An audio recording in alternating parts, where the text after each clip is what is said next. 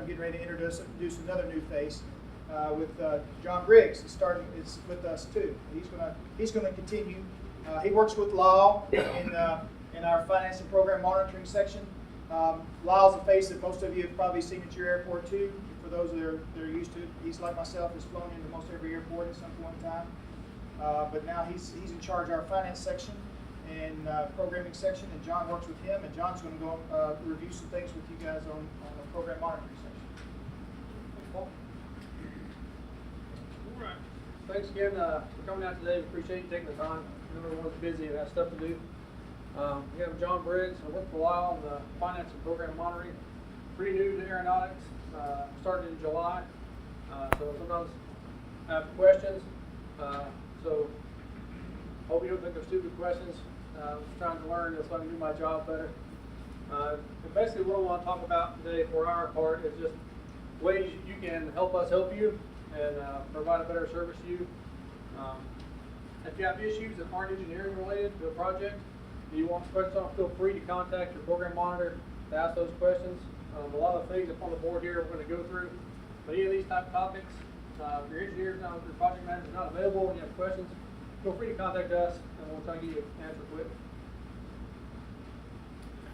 For BlackCat, you've probably heard this before. Big thing for us is make sure the contact information for your people is up to date in there.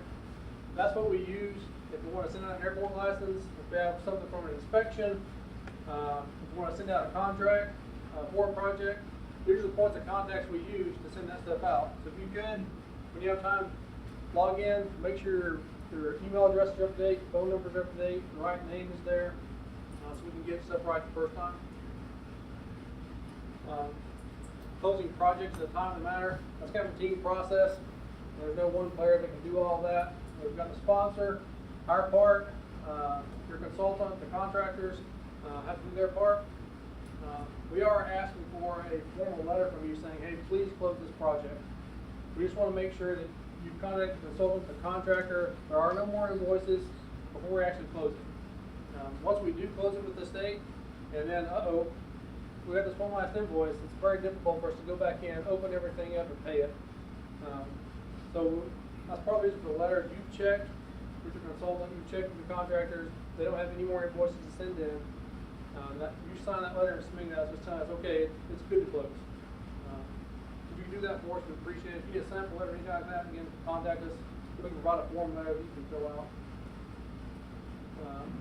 A new change for BlackCat, and we'll ask you to upload that in BlackCat, by the way, plus the BlackCat section. When you input an invoices, maybe not you particularly, but the people who submit invoices in BlackCat, there's a new date in there, the service date, that has to be completed. That date is the last date of the service period. So if you're being billed from June 1 to June 30th, June 30th will be the date you put in there. Does that make sense?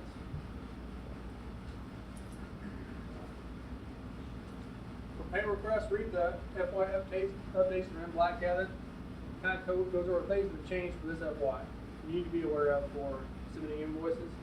Not a lot of big changes, but there's things you need to be aware of when you want to pay them, so we can, again, pay them in a timely manner. You're not waiting to get your money.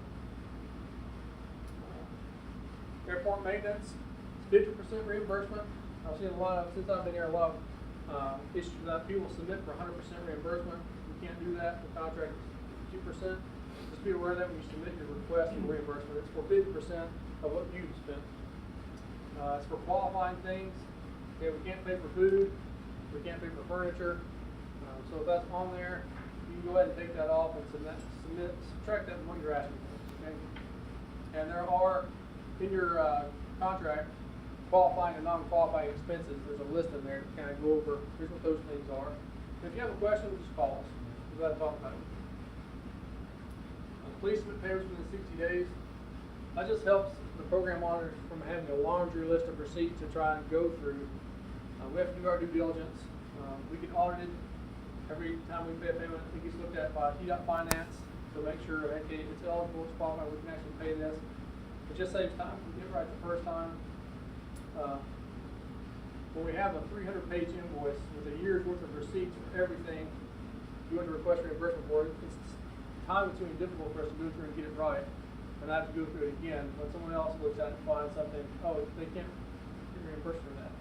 Or go back to square one and have to redo it. That's why we asked if you could break it up into no more than 60 days at a time, submit one, even if it's not for a lot of money. It makes it easier for us to go through and make sure we can pay these things, we're paying the right things, and it's gonna pass muster once it gets downstream with either TDOT finance or the state comptroller. Does that make sense? You've heard Airport maintenance is still on a quarterly basis for reimbursement.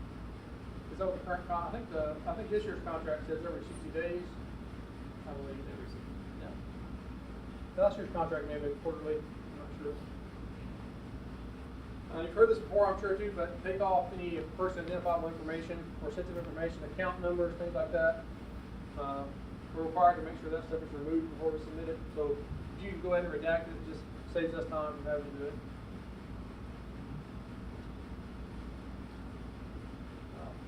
Grants and contracts, one of the things I would hit on is maintenance grants. In FY17, we only spent 60% of the amount we contracted for. We've got some numbers up here. 41 airports spent $1,000 or more on their contract without spending it. 16 left only spent less than $5,000 on their contract. I just say that to say, hey, funds are going down. As much state funding is not going to be available. Just have to make the best. This money is for you to help maintain your airports, and just ask you to make the best use of it. Not leave it on the table. Spent 75%, did a little better. Actually, 16, only spent 68%. So historically, we've not really been good stewards of this money in terms of maintenance. Don't know all the reasons for that. I'm sure there are some. But any questions on any of that?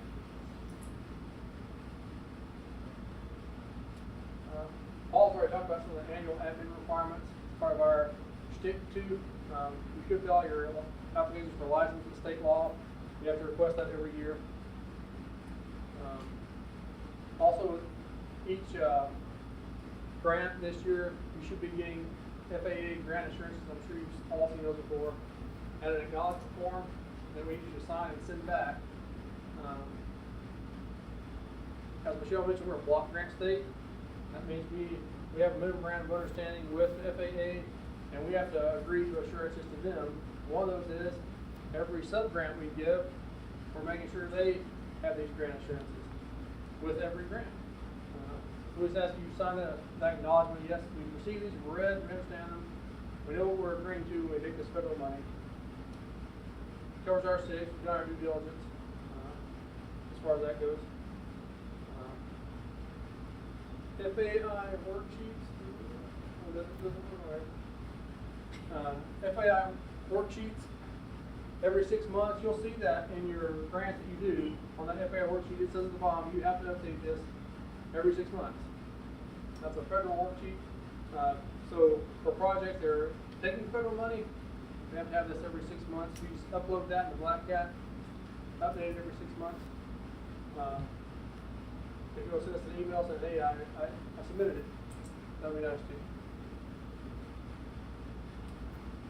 Just another admin note for state inspections and licensing. We're trying to do that all electronic.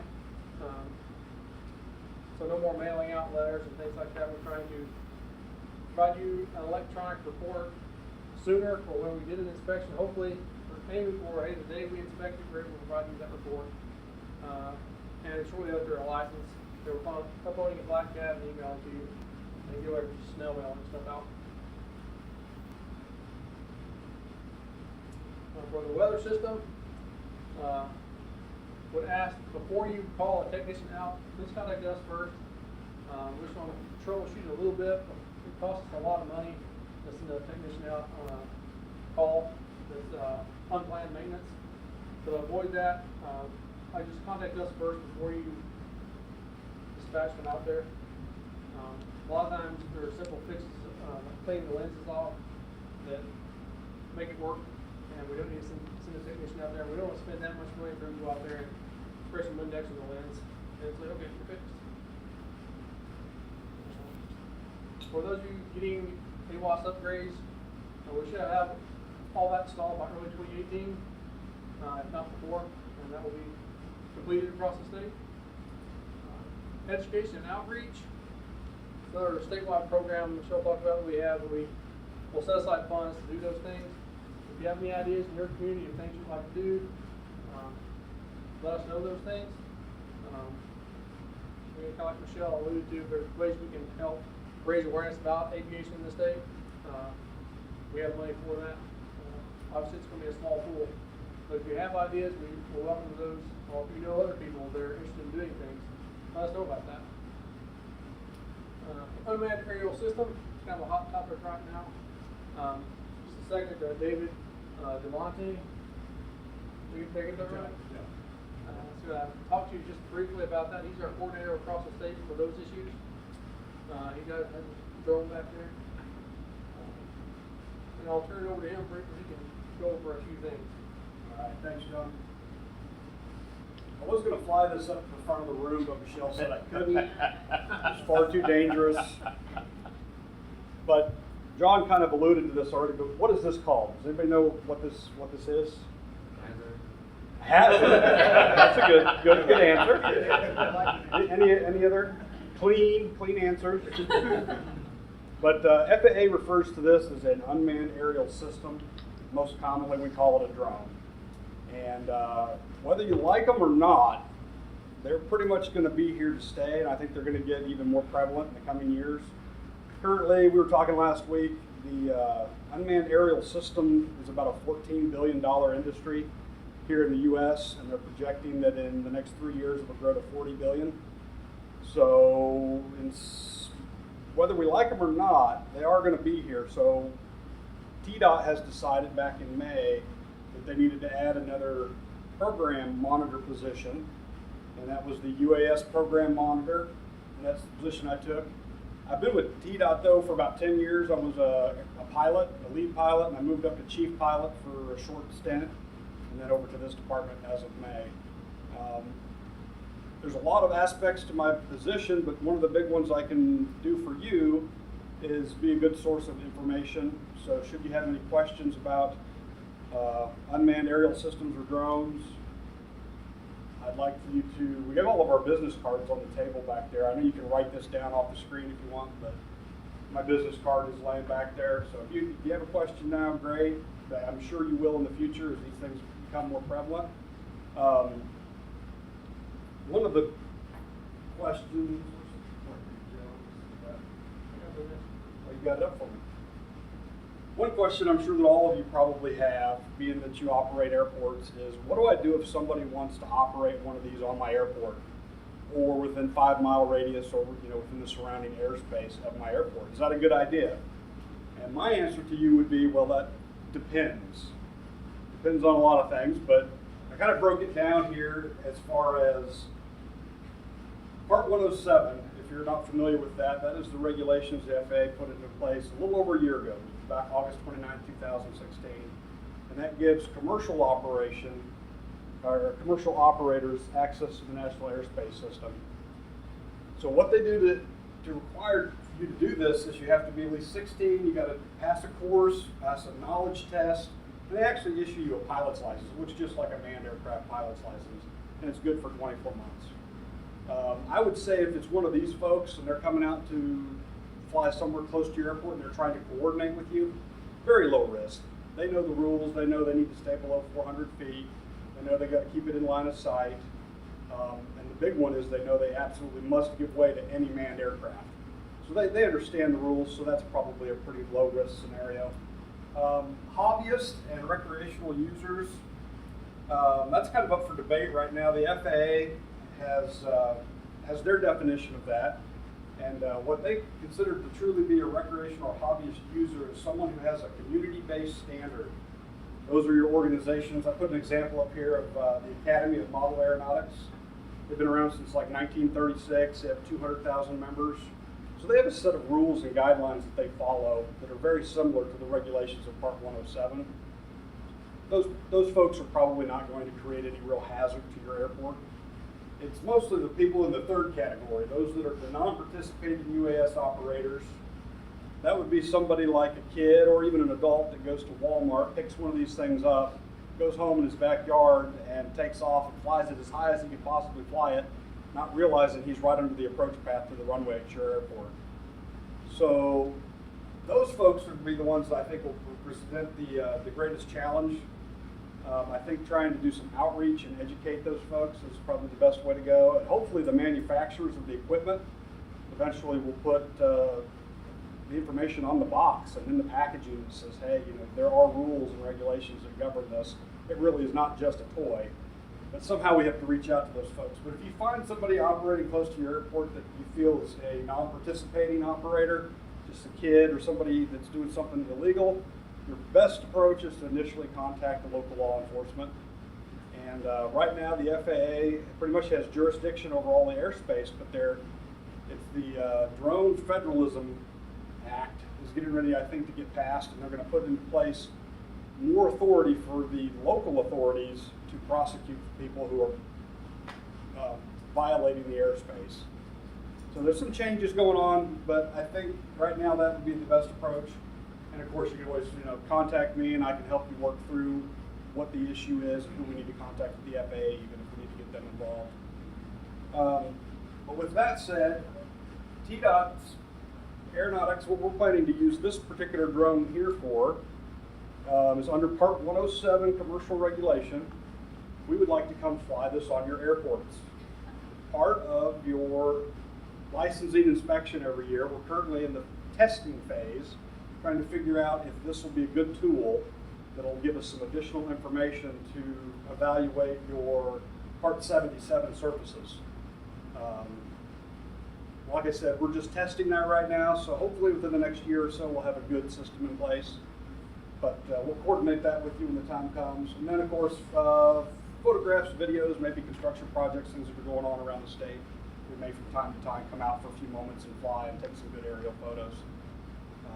But the big thing today is I just wanted to introduce myself to you. And please grab one of my cards back there. Because you know, if you don't have a question now, I'm sure that you will in the very near future. And that's it. Thanks, Dave, John. And this is the last slide for me. Although before I forget, we have posters that every airport needs to have back on the table back here. And I believe there's a where you sign saying, hey, you took one. That's required if you're receiving state or federal funds. You have this poster up. Basically, it's a fraud, waste, and abuse poster. Someone's there and they see us wasting their money to fall in. So it is a requirement on the inspection. You have to have it up here. So please take one and sign. Shoot with Belinda saying, hey, I got one. It's kind of our check box. We did our part, and make sure you had the poster. As Michelle mentioned, we're working on updating sponsor handbook. Part of that is, I guess, more specialized the guidance, funding guidance handbook. It's kind of a guide for you guys to know, hey, who's who, what are the roles and responsibilities during this. Talked about planning, prioritizing, and budgeting for projects. What types of funding sources are available? I mentioned a lot of those today. Is it the state or federal? Is it MVE or should it be apportionment? Should I make it discretionary? Talk through some of those things and kind of go over our process from start to finish between, hey, I think we need to do this project to actually, hey, the project's complete. We'll make that available on BlackCat on the Global Resources tab, where we have it ready to go, and also put it on our State Aeronautics website. Lyle, you have anything? Anybody else? Appreciate me? They're all the time telling me, don't forget. And I always forget. What's the ETA on the handbook, you think? As far as being finished? I think the next couple of weeks we should have it finalized for the financial part. A quick question. The FAI worksheet on BlackCat that you mentioned, is that parent company information sheet you fill out in your contract? So that's something separate? Yes. Okay, I just want to make sure. Yeah, we would just ask it for that project. You just put it in the documents tab and just label it FAA worksheet, possibly a date. If the FAA worksheet was the same as the parent-child, No. yeah, two different forms that are required. Parent-child, we only have to fill that out once a year. We usually send